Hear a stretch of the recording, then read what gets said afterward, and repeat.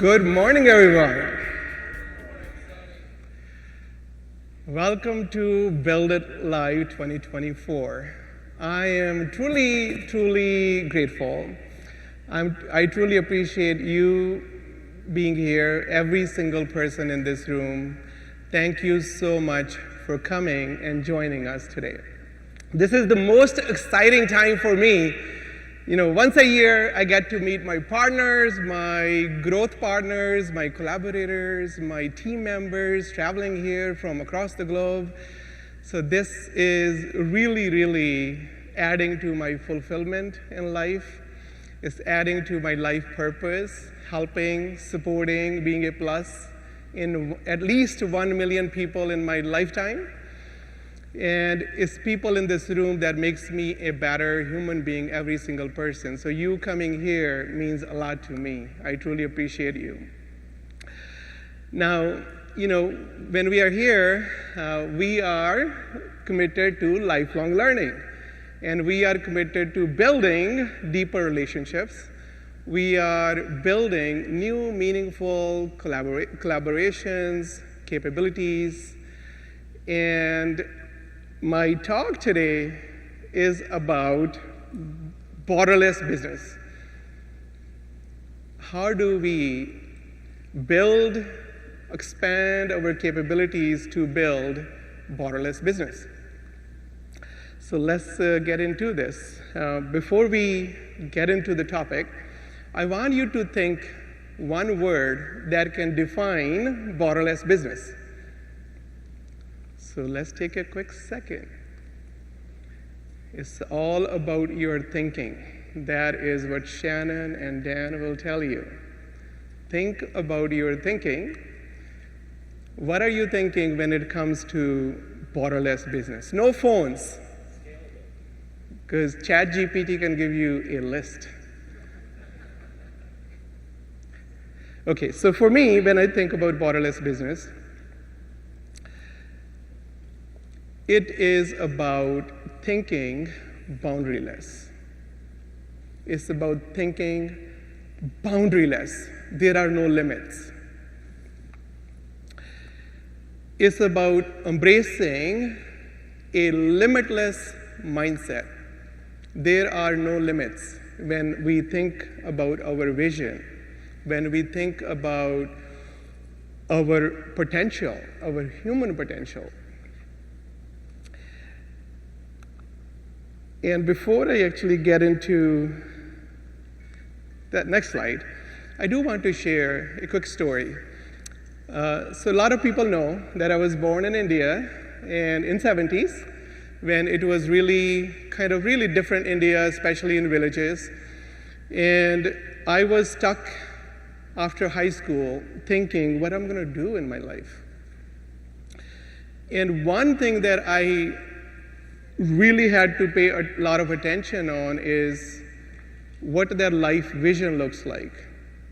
And I chose dreaming boundaryless. So in this little village that I had where I was born, and I didn't even know English, I made that bigger choice, dreaming boundaryless. I needed a country where dreams come true. American dream comes true. So I took that courage, that thinking, to be uncomfortable, get outside of my comfort zone, and move boundaryless to New York City. Now, short version of my overall story before I started business. I started pumping gas for first year, then 2 years full-time taxi, New York City yellow cab, just to return my father's, what he borrowed to help me come here. And then I drove taxi for the next 5 years while putting myself through college, got my computer engineering degree. Now because of that vision, expanded vision and expanded capability, which is now computer degree. And with that capability, my reach to find a life partner reached. So I did go boundaryless to Canada. to find Cam. So I was eligible to find someone who was not from my village, or just kind of, if I stayed in my village, it was going to be a different life. Now with that capability, working for 2-3 years, and then I started this MSP in New York City. In New York City, people know that in just one building, you can build your MSP, just knocking doors, smiling, leaving your business card with a lot of front desk people, and they will call you when they need their computer help. And that's how I started New York City in 2003. But SBA is not wrong. Their reports, when they say about 90% small businesses fail within the first 5 years. And in 2007, I was a failing entrepreneur in this Manhattan Island between East River and Hudson River, and actually water all around the island. I felt boundary-based entrepreneur who's trying to deal with growth, who's trying to build capabilities, because my Wall Street customers were looking for 24/7 delivery capability that because just systems going down, even for a quick second at Wall Street, can cause you millions of dollars of loss. So it was their demand. It was not an option. I had to come up with a 24/7 delivery capability to keep those customers and win more customers.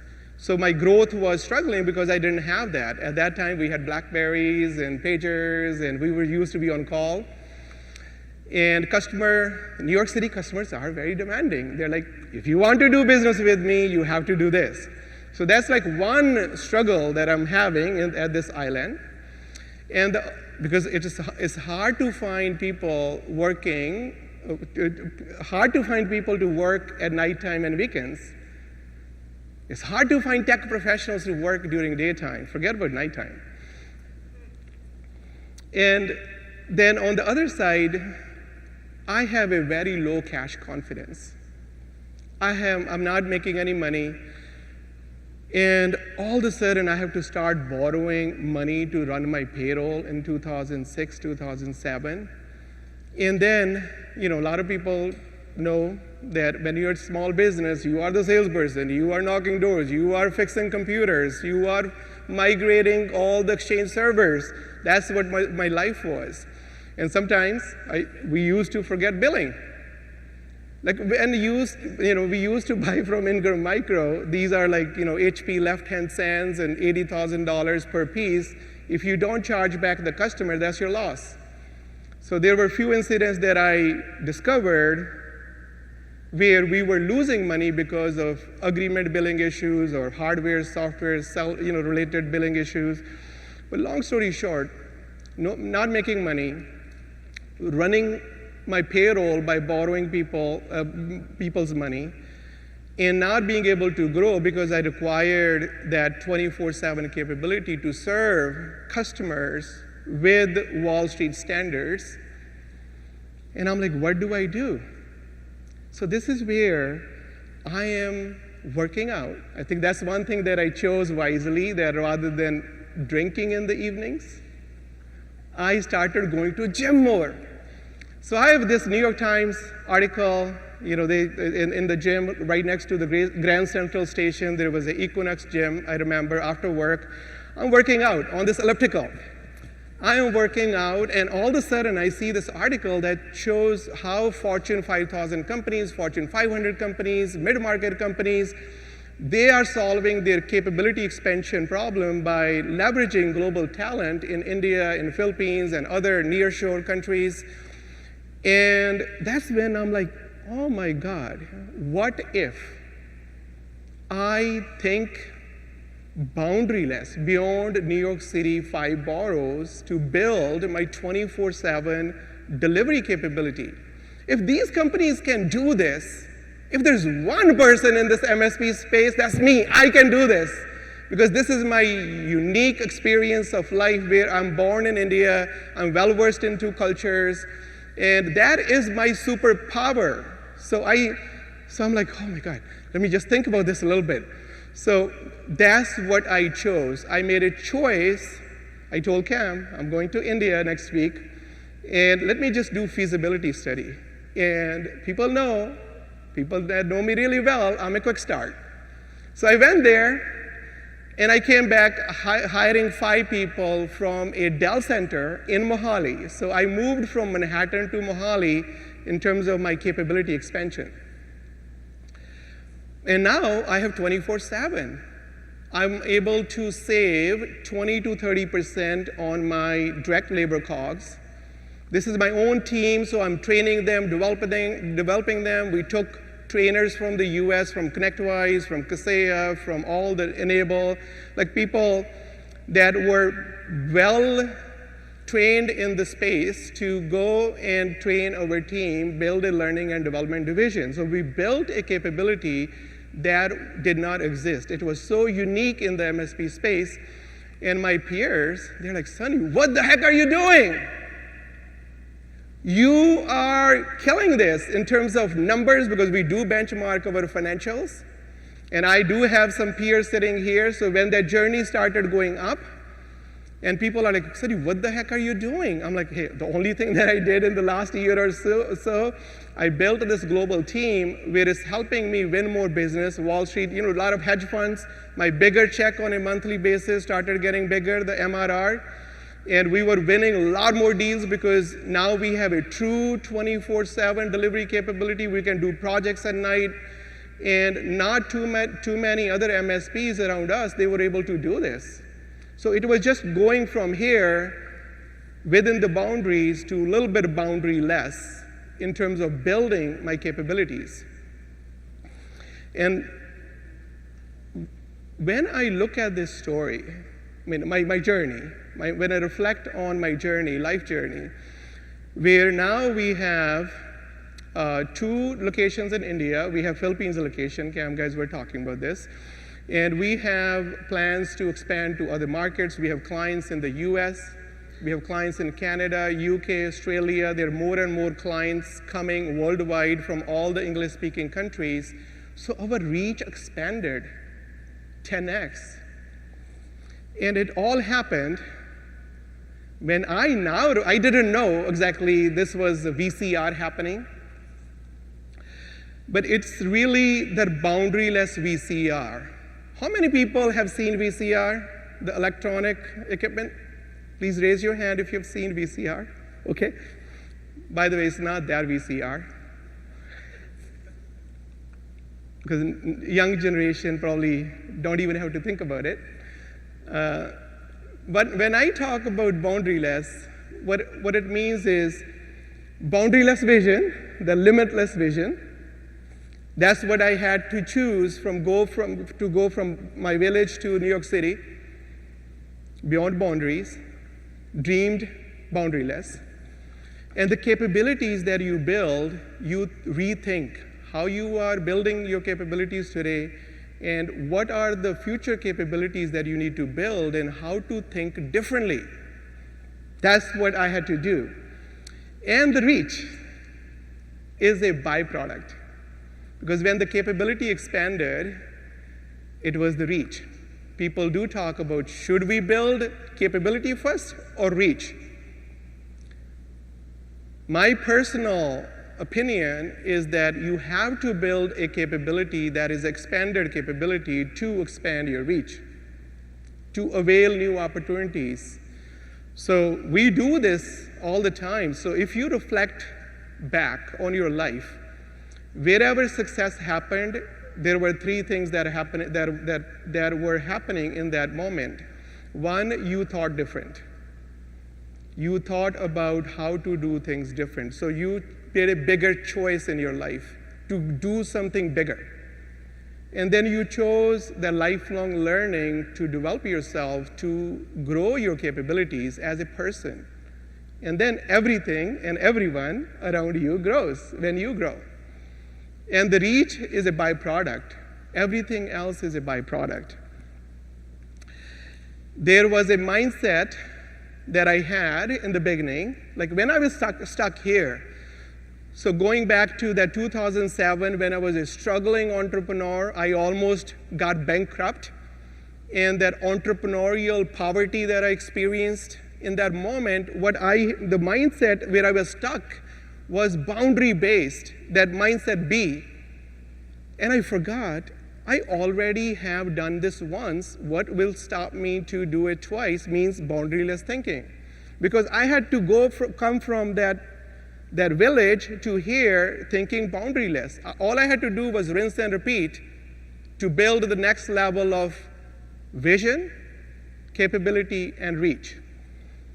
And my friend Dean Jackson, he will talk about VCR. This is his formula. And when I look at this journey, I'm like, yes, Dean, what I have done in my life is all about VCR. And I have a lot of friends sitting here. We always talk about VCR now. So everything starts with vision. If we don't have that bigger vision, then that fuel that we get to expand our capability, that is not there.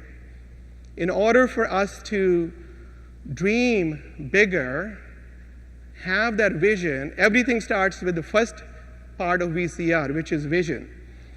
And it's not only me who experienced this. Look at other boundaryless thinkers and boundaryless businesses.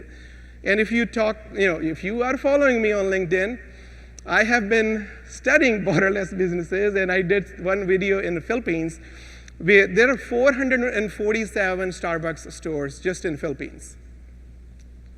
And about $800 million is coming from Philippines to Starbucks in terms of their revenue. There are billions and billions of dollars coming to Starbucks. And when they were a coffee beans store in Seattle at Pike Place, the entrepreneur who thought about just expanding beyond the city reach, they used their bigger vision and build the capability to expand the reach. And now there are thousands and thousands of stores worldwide. My morning gratitude normally covers Starbucks coffee and that entrepreneur who expanded this. No matter where I go, India, Philippines, wherever I travel, I have traveled to about 30 countries, and every single country I found Starbucks, and I'm like, oh man, thanks God you invented this. And then South Africa to space, Elon Musk. And my tennis buddy, Richard Branson. I had the opportunity to spend a week at Neckar's Island playing tennis with him. And I was tapping into his thinking, how he was thinking when he was just running a small business, a music store. From a very normal family, he shared his overall journey where he was born, and he was not given family money. All he had to do was make bigger choices. His vision was beyond UK. And it's a very interesting story how he bought his first plane, Virgin Airlines plane. And I will leave that for some other time. And he was just thinking bigger, and now he's the first person to go into space. And so you might be thinking, Sunny, I am a humble MSP. I'm not Richard Branson. There are our peers where they are boundaryless thinkers, and a lot of them are sitting here in this room. I see them all over the place here. You started your MSP. When you started, it was like probably in your garage, probably in, you doing some consulting work, and the idea transpired that I'm going to start a business. Majority of us start that way. No one gets up in one day and the person is like, okay, I'm going to have like a worldwide MSP to just start with. So these boundaryless thinkers, they used VCR. If you talk to them and really have that point of reflection for their entrepreneurial story, their entrepreneurial journey, every single entrepreneur sitting here, you have used VCR in your life. All we have to now remember is strengthen that muscle and see, okay, how can I think VCR every day? Because when you think VCR every day, your vision, your capabilities, and your reach will continuously go up. It is going to continuously expand. So think boundaryless. That's where we start. Now let's look at, so that's a big vision. In order for us to achieve that, we do have to talk about some obstacles that will come our way. Now, Shannon and Dan, they were talking about one day. Shan, he loves Peter, Zayan. And they were talking about melt, that how in the next decade, cost of money, cost of energy, cost of labor, and cost of transportation is going to continue to go up.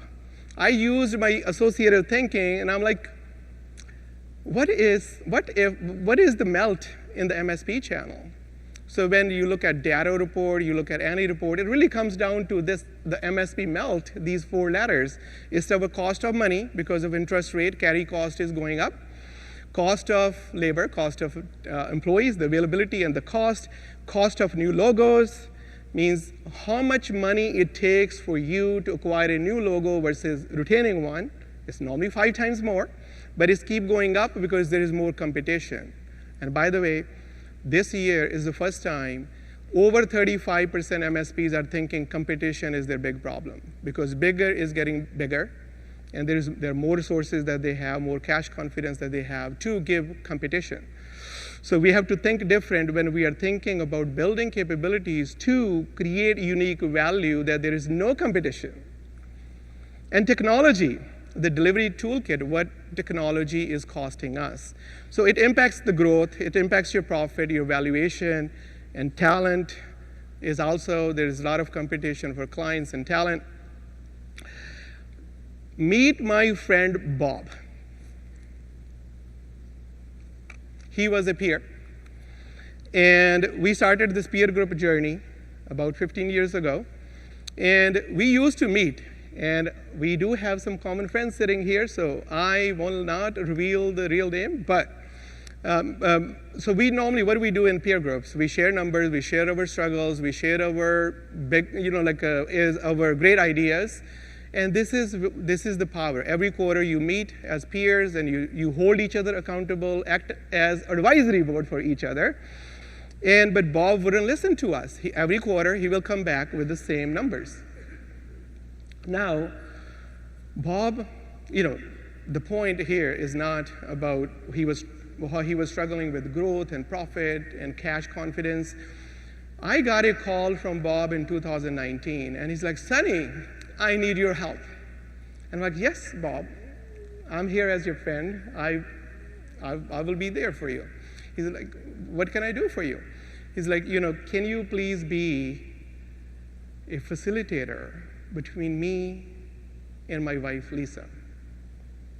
I'm like, do you know that I'm not a trained marriage therapist? But how can I help you? He's like, I have been telling Lisa that if she allows me to work harder, put more money, more hours in the business, I'm gonna create wealth and we will retire wealthy. Sunny, now from last 3 years, I'm trying to sell my business. No one not only is not giving me the number that I had in mind to retire, but I have been telling Lisa, I didn't make any money. I didn't buy her things that I had to buy because I've been keep putting money into the business. And not only that, but I don't have the courage to tell her that no one is, I'm not getting the value that I thought we were going to get. And I don't know how to tell her. Can you please share this news with her? That's what I need your help with. And I'm like, okay, let me think about this. So we're going to come back to Bob, but let's talk about first the second part, which is capabilities. Because once you have a great vision, so you're thinking boundaryless, you have that big vision, now your capabilities needs to come first to realize that vision. A lot of people have big dreams, big vision, but it really comes down to continue to grow your capabilities to expand, execute on that vision. It takes a capability to execute on the vision. So when I think about this, what I did there when I was stuck, I was a poor entrepreneur in New York City in 2007, when I had to build a 24/7 capability to deliver to all timelines, all time zones, because even when I was trying to pitch for a customer where a lot of businesses have headquarters in New York City, they have like branch offices everywhere. So even that MSP was boundary based in Manhattan, but I could not win those agreements because they were like, oh, what if our branch in London goes down? What if our branch in British Columbia will go down? Or in the APAC, in Australia or UK? And I had to think to build that 24/7. This is the capability that helped me to go from here to now a borderless business. But before I go to the next slide, we all know this. This is not new thinking. I talk to a lot of MSPs. They know this is what needs to be done, that there is no way around it.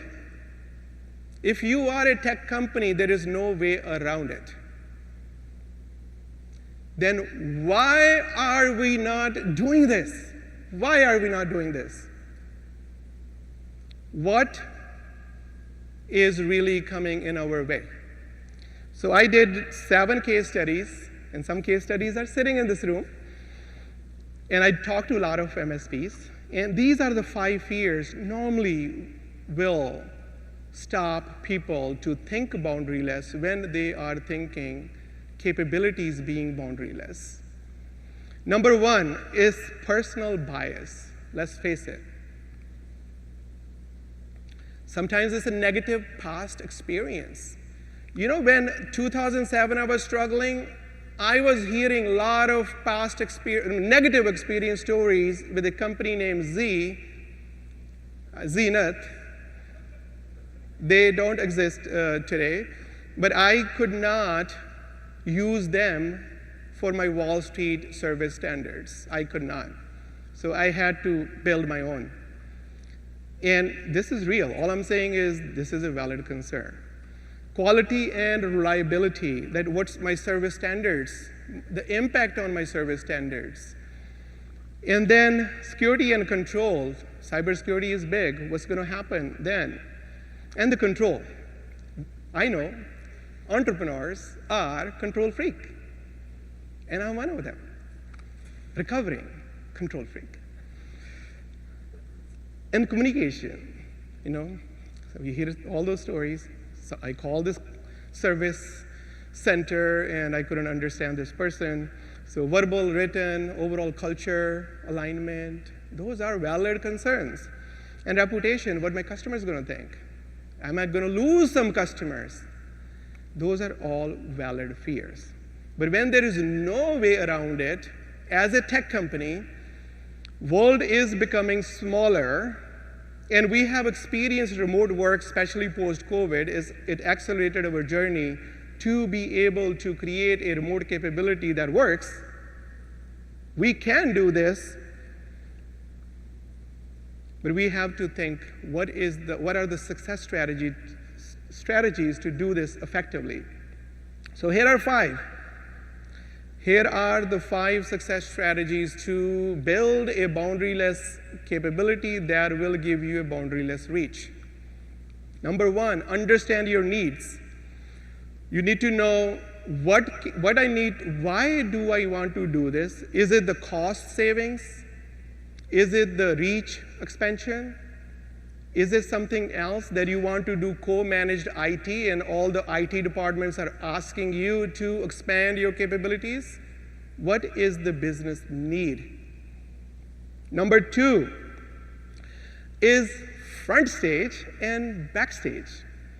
Shannon and Dan always talk about front stage. They gave us a beautiful tool that I use called front stage, backstage.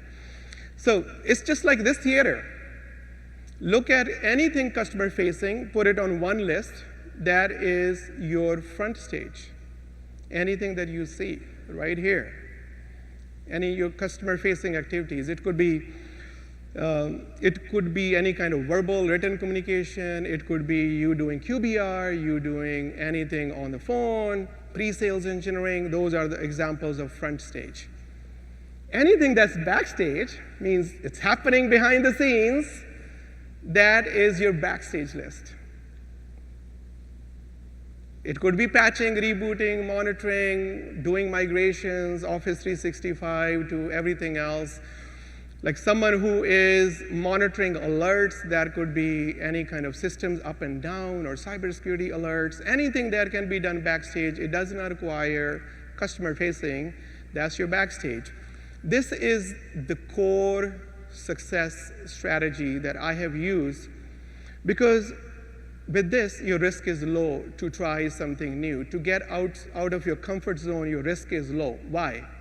Because the backstage is not customer facing. So if you have fear of losing customers or your reputation with your customers, they don't even know. That's a low risk bet that you can take. If communication is your fear, backstage does not require communication. We have great different models that our partners are using. Sometimes they start there. Majority of the time, they start with just backstage and then they expand to the front stage. Some of them just created their front stage here, backstage there, and there is just internal communication happening for customers. Everything is happening with the front stage team. Now, selection.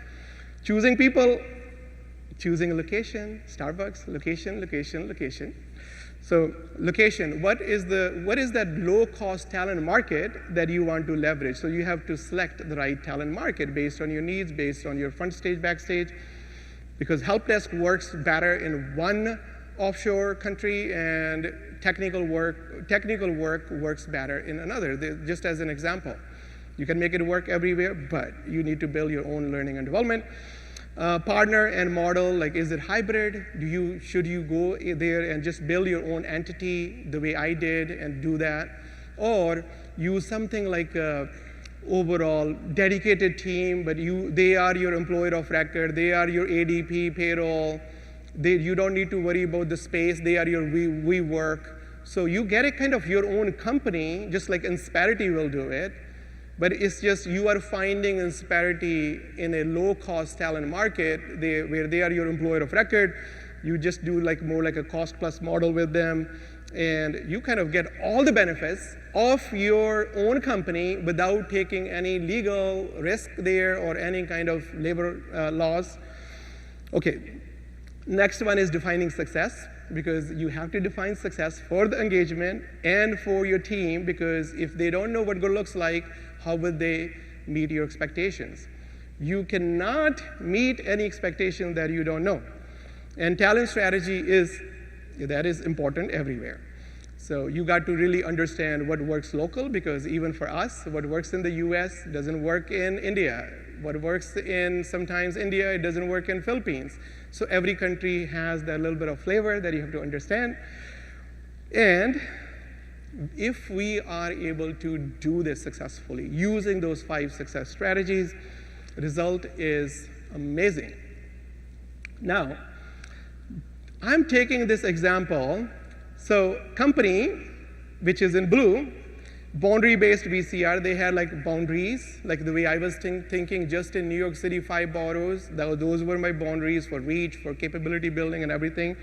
They are putting about 15%, not that bad, but 15% EBITDA after the sales, marketing, all other expenses, but they're spending about 40% on labor cost. These are typical benchmarks that we see in the channel from different benchmarking companies. Top lines, 40% is going into service COGS.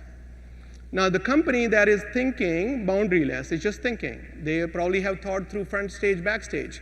Now, they were able to save 20% on that labor cost. And just look at the impact. Impact is their EBITDA moved from 15% to 24%. Try moving even 1% EBITDA. It's hard. You have to cut a lot of cost to save even 1%. Just by doing some front stage, backstage thinking, taking low risk, you are able to build 24%. And the valuation increase, 85%. This is huge. This is huge, because just look at the $400,000 savings per year is going to go to the bottom line, is going to have a multiplier when it comes to someone writing a check for you for your asset. Your asset value goes up by 85%. Show me any other business, even real estate. I do this. I have a real estate company in Jersey City. When we get like 30%, we are happy. If your asset can appreciate by 85%, that is huge. Now remember, I was not a marriage therapist. I had to help my friend Bob. This is what we did for Bob. I said, Bob, I've been telling you, but you are not listening to me. All I need is your commitment to listen and think boundaryless when you are talking to me. He's San Antonio-based, Texas MSP. He had his fears. And just by applying some front stage, backstage in 2019, we were able to move his business to 2023, where he was able to share that great news with Lisa, that now I am getting the number that I wrote down to exit my business and retire, because he was 57-year-old. He wanted to retire and he couldn't. That burnout was there. Like he was he ran out of energy and out of gas, and he couldn't go further. And he had to do something. This is what he did. He committed. We worked together to create his 1, 3-year, 5-year vision. And we were able to put 3.15 extra millions to his valuation. That's how he made Lisa happy. Now, Lisa can probably get a lot of purses, a lot of shoes, which she didn't get. And Bob was able to retire with wealth, not with entrepreneurial poverty. So build boundaryless. It's just thinking, just think. And it means different thing to different people. We will be talking about, we will be experiencing Navy SEALs here. They're thinking boundaryless. It's just, you can even develop your people, your team members, and then station them at other places. That's what they are doing. They're taking their team boundaryless, but they're training them here. And their reach is the globe. If America don't have that reach, you cannot be a superpower. So reach is important. And great news. So let's go to reach for MSPs. When it comes to MSP's total addressable market, it is, you are at the right place, my friends, at the right time. Because just in the US, it's moving from $79 billion to $104 billion. And for global, it's going from 174 to 357. Now the choice you have to make is how big pie you want out of this growth potential. But how boundaryless thinker you can be to extend your boundaries today.